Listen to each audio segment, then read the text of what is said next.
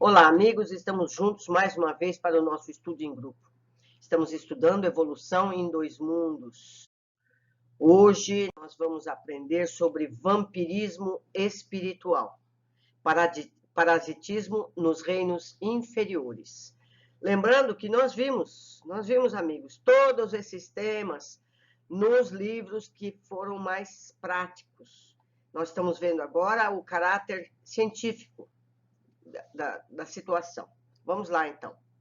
Comentando as ocorrências da obsessão e do vampirismo no veículo fisiopsicossomático, é importante lembrar os fenômenos do parasitismo nos reinos inferiores da natureza.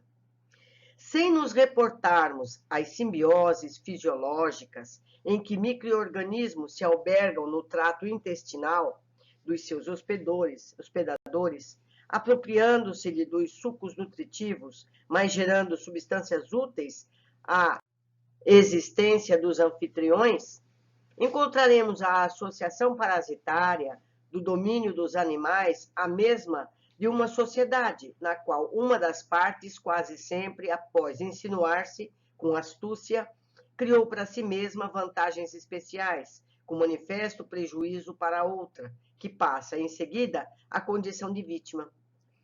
Em semelhante desequilíbrio, as vítimas se acomodam por tempo indeterminado à pressão externa dos verdugos.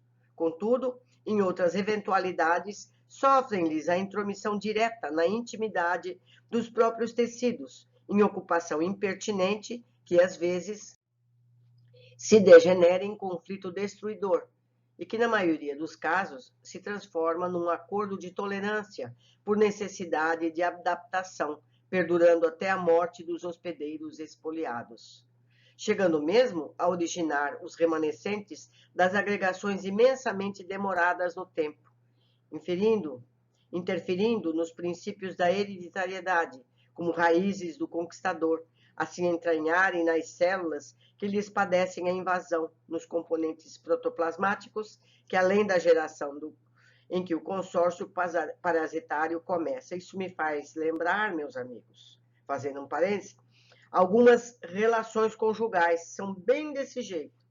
No começo, aquela sedução e depois, não preciso nem detalhar. Em razão disso, apreciando a situação dos parasitas perante os hospedadores, temos-los por ectoparasitas, quando limitam a própria ação às zonas de superfície, e endoparasitas, quando se alojam nas reentrâncias do corpo em que se impõem.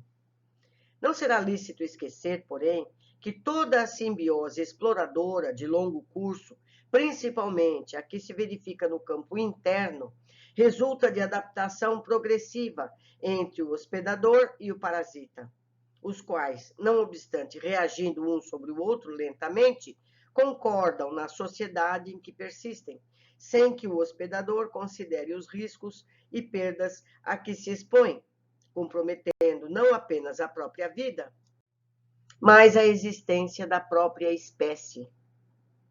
Transformações dos parasitas. Temos, assim, na larga escala dos acontecimentos dessa ordem, os parasitas temporários, quais as sanguessugas e quase todos os insetos hematófagos, que apenas transitoriamente visitam os hospedadores, os ocasionais ou os pseudoparasitas, que sistematicamente não são parasitas, mas que vampirizam outros animais, quando a situação do ambiente a isso os conduzam. Os permanentes, de desenvolvimento direto, que dispõem de um hospedador exclusivo e a cuja existência se encontram ajustados por laços indissolúveis, quase todos relacionáveis entre os endoparasitas. Os parasitas chamados heteroxênicos, que se fazem adultos e em ciclo biológico determinado, contando com um ou mais hospedeiros intermediários, quando se encontram em período larval, para atingirem a zona completa do hospedeiro definitivo. Os hiperparasitas, que são parasitas de outros parasitas. Concluindo-se que o parasitismo entre os animais não decorre de uma condição natural, mas sim de uma autêntica adaptação deles a modo particular de comportamento. é justo admitir, se inclinem para novos característicos da espécie. Assim que o parasita, no regime de adaptação a que se entrega, experimenta mutações de vulto, ali exprimirem na forma por reduções ou acentuações orgânicas, compreendendo-se desse modo que o desaparecimento de certos órgãos de locomoção em parasitas fixados e a consequente formação de órgãos necessários à estabilidade em que se harmonizam devem ser analisados como fenômenos inerentes à simbiose injuriante, notando-se nesses seres a facilidade de fecundação e a resistência viral, com a extrema capacidade de enquistamento, pela qual segregam recursos protetores e se isolam dos fatores adversos do meio, com o frio ou calor, tolerando vastos períodos de abstenção de qualquer alimento, a exemplo do que ocorre com o percevejo do leito, que consegue viver mais de 6 meses consecutivos em completo jejum. Continuando a examinar as alterações dos parasitas em atividade, assinalamos muitos plateomiltos e anelídeos que, em virtude do parasitismo, perderam os apêndices locomotores, substituindo-os por ventosas ou ganchos.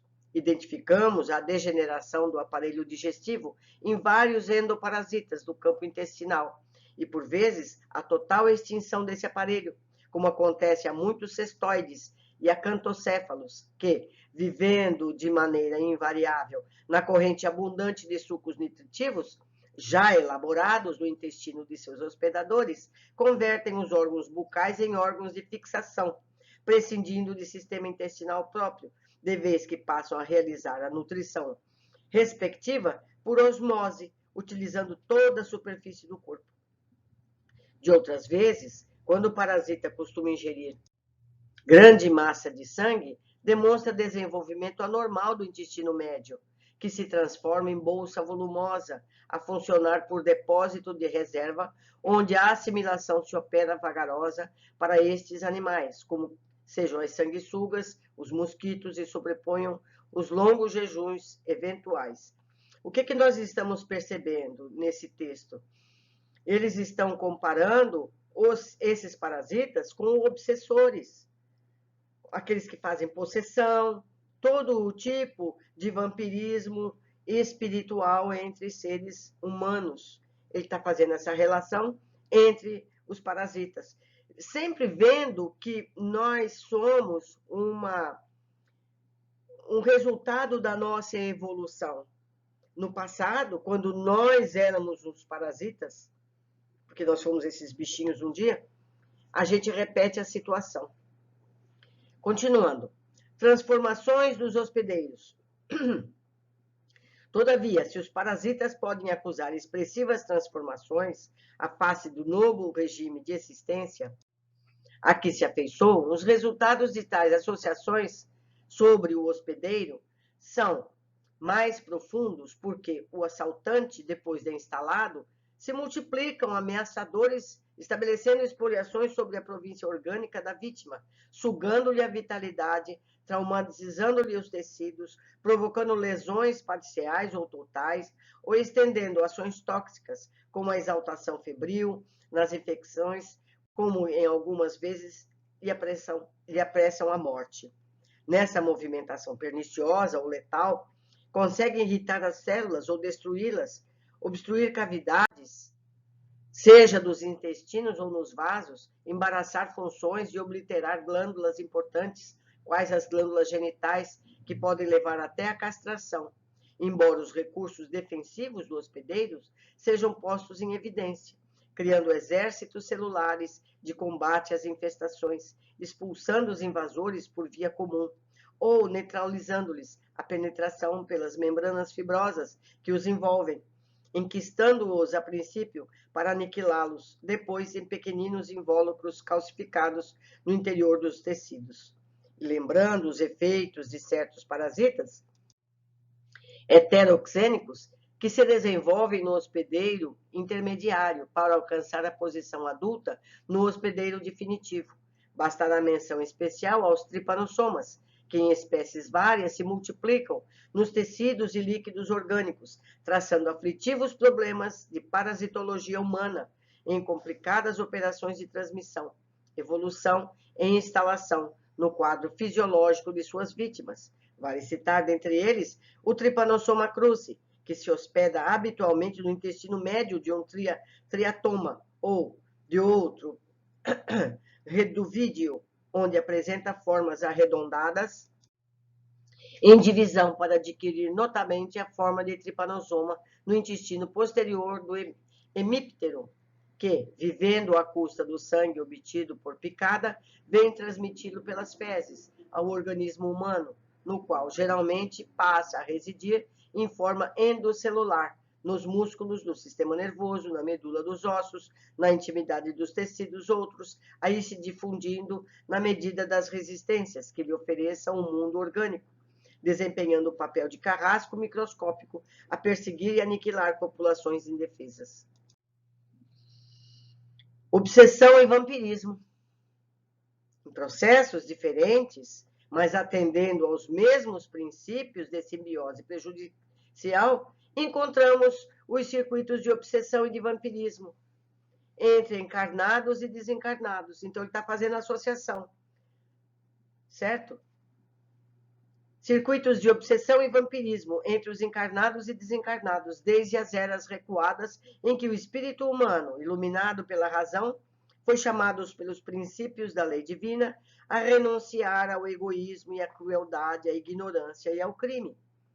Rebelando-se, no entanto, em grande maioria, contra as sagradas convocações e livres para escolher o próprio caminho, as criaturas humanas desencarnadas, em alto número, começaram a oprimir os companheiros da retaguarda, disputando feições e riquezas que ficavam na carne ou tentando empreitadas de vingança e delinquência, quando sofriam o processo liberatório da desencarnação em circunstâncias delituosas.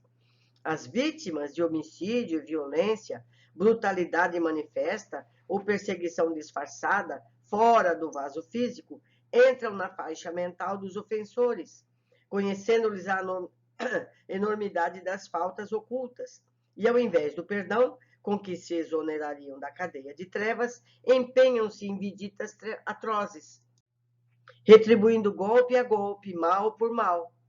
Outros desencarnados, exigindo que Deus lhes providencie solução aos caprichos pueris e proclamando-se inabilitados para o resgate do preço devido à evolução que lhes é necessária, tornam-se madrastos e gozadores e, algemando a suposta impossibilidade de sabedoria divina, dirimir os padecimentos dos homens pelos próprios homens, criados, fogem acovardados e preguiçosos aos deveres e serviços que lhes competem.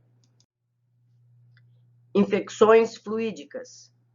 Muitos acometem os adversários que ainda entrosam no corpo terrestre, empolgando-lhes a imaginação com formas mentais monstruosas, operando perturbações que podemos classificar como infecções fluídicas, a que determinam o colapso cerebral com arrasadora loucura.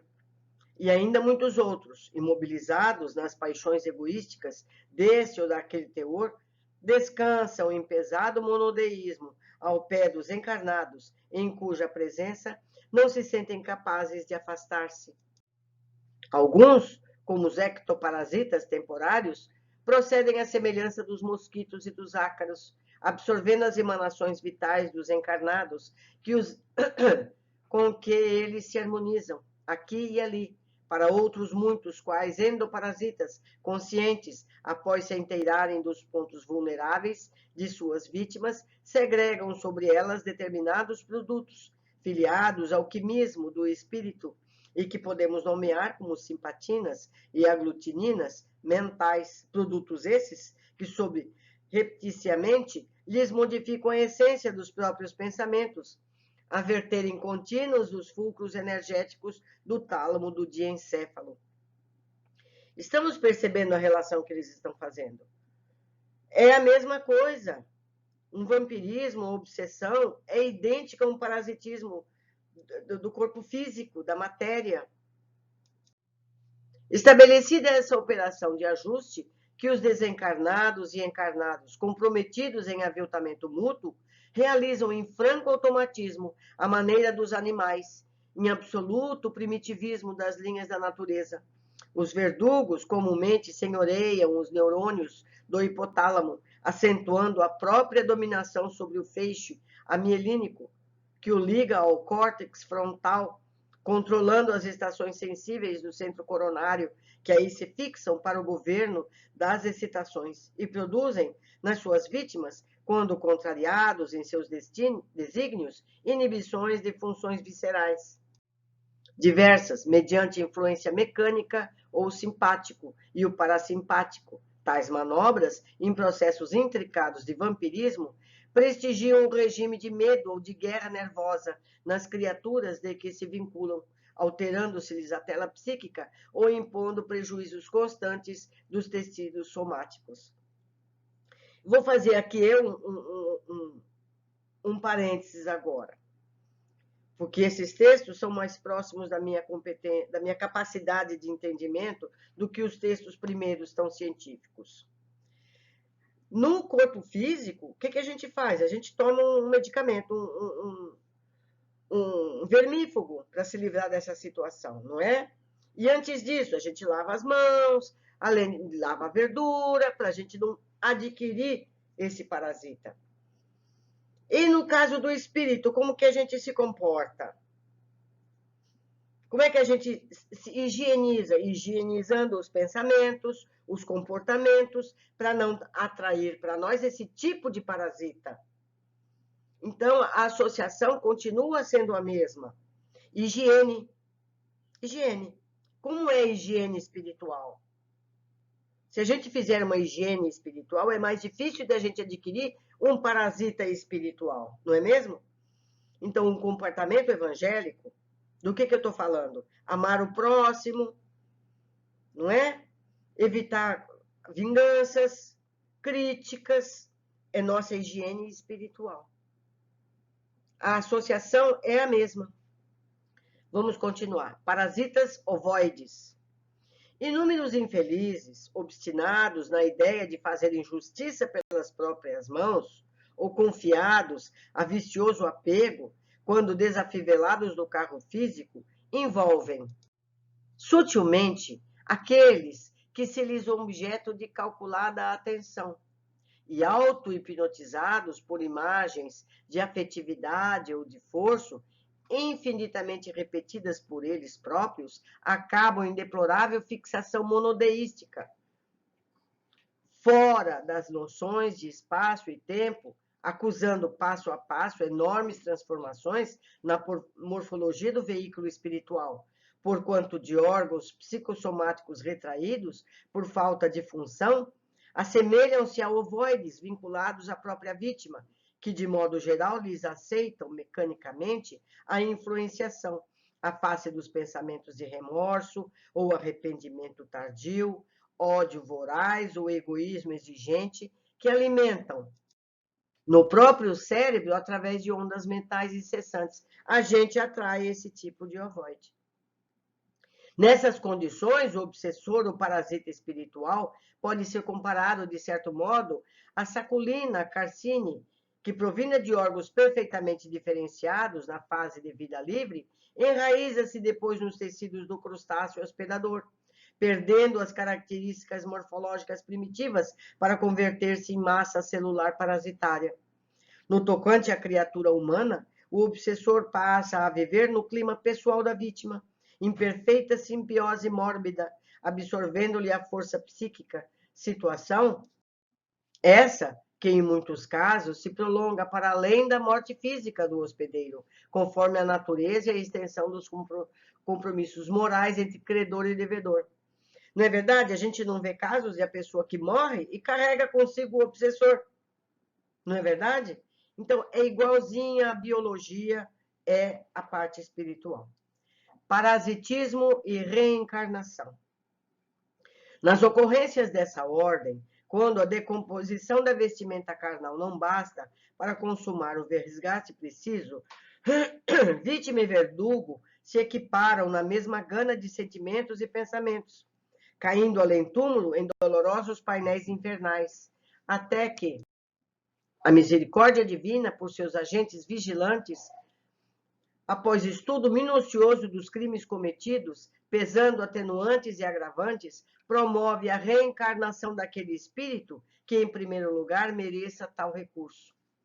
E executando o projeto de retorno do beneficiário a regressar ao plano espiritual para o plano terrestre, sofre a mulher, indicada por seus débitos, a gravidez respectiva, o assédio de forças obscuras que, em muitas ocasiões, se lhe implantam no vaso genésico por simbiontes que influenciam o feto em gestação, estabelecendo-se desde essa hora inicial da nova existência, ligações fluídicas através dos tecidos do corpo em formação, pelas quais a entidade reencarnante, a partir da infância, continua enlaçada ao companheiro ou aos companheiros menos felizes, que integram com ela toda uma equipe de almas culpadas em reajuste.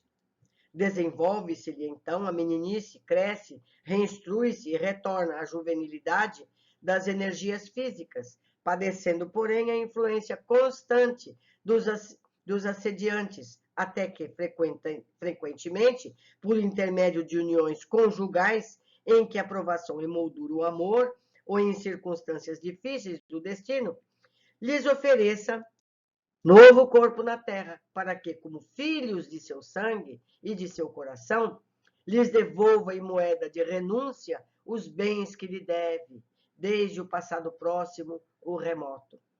A gente viu isso em todos os livros anteriores, em casos reais, casos descritos.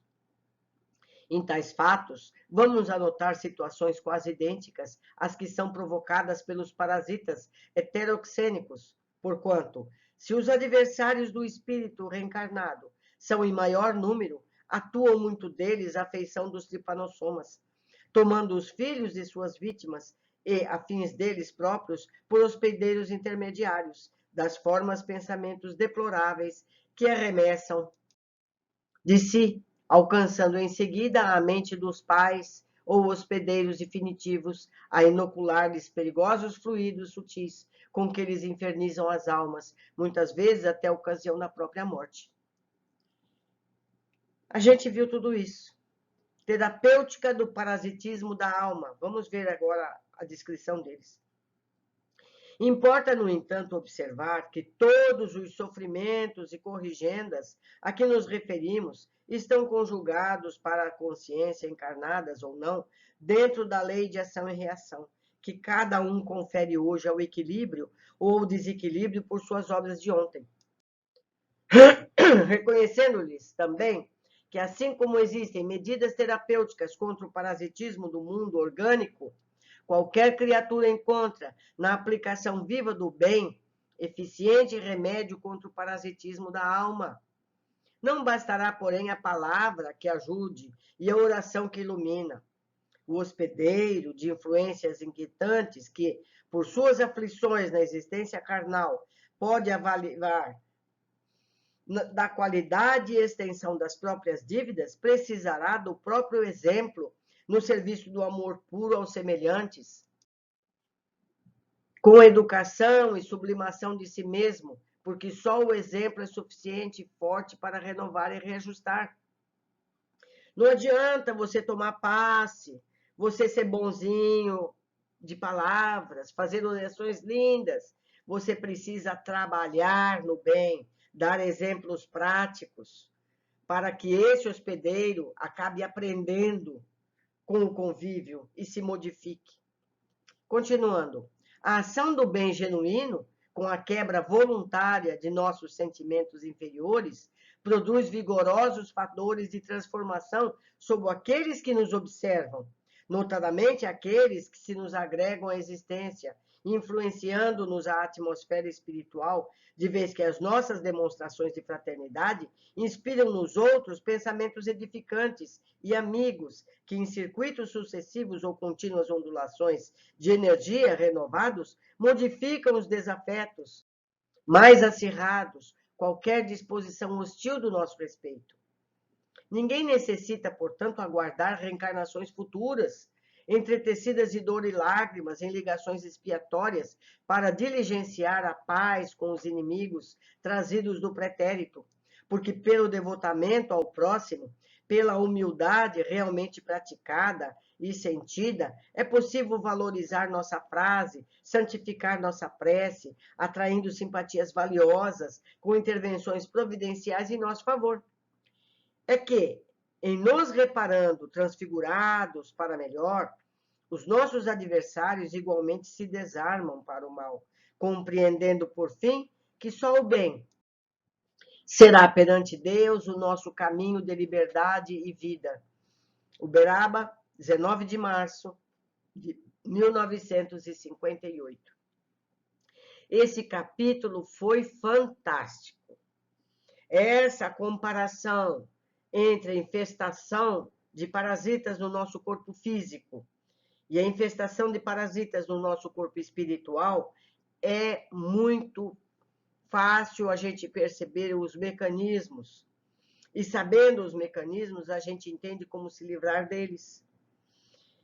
Foi um prazer estar com vocês hoje.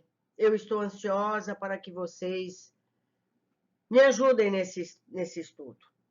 Já deixei na área de comentários o meu e-mail para que a gente possa trocar ideias. Quem sabe um médico espírita possa vir nos ajudar a esse entendimento.